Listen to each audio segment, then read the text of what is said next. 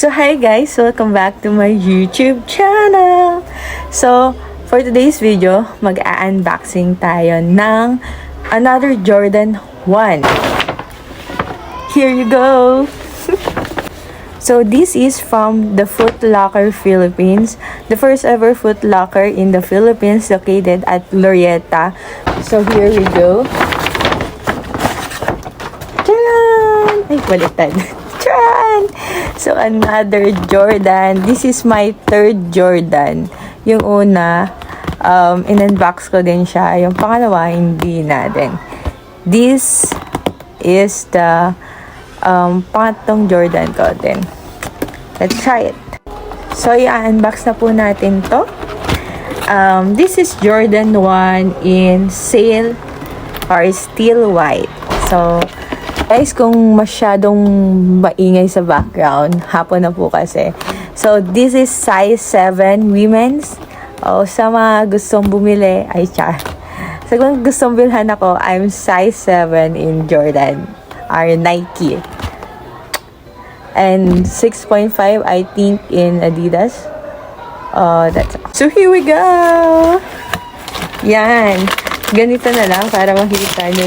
Look!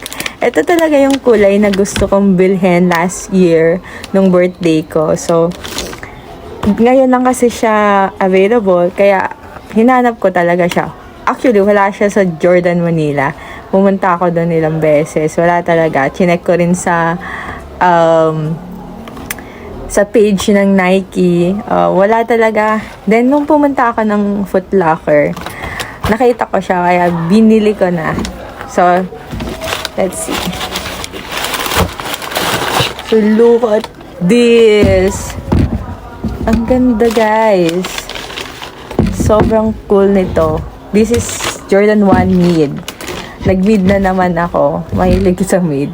Actually, gusto ko rin ng, ng low. Pero, wala kasing available ang kulay nito sa low. Kaya, I'll go for mid. Yan. Sobrang ganda, guys. Yung mga available color naman for the resellers, I'm not against resellers, guys. Pero, gusto ko kasi mabili siya SRP. So, gusto ko makatipid, pero bumibili pa rin ng mahal na sapatos. Actually, this time, this is a gift for me. Bigay siya ng boyfriend ko. So, it's a birthday gift. Advanced birthday gift, actually. So, thank you! So, let's see a quick montage of Jordan 1 sail or steel white mid. So, papakita ko po ang quick montage nito later. And here we go!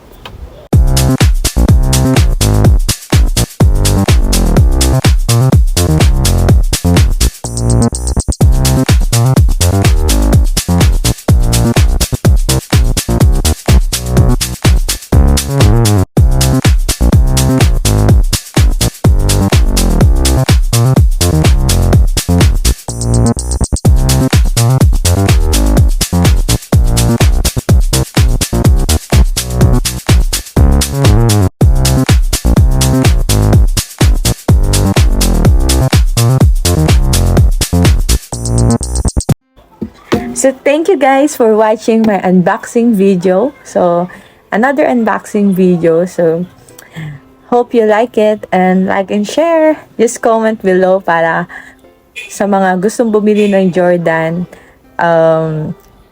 Sasagutin ko po ang mga tanong nyo kung saan pwede bumili ng mura at original Jordans. Thank you!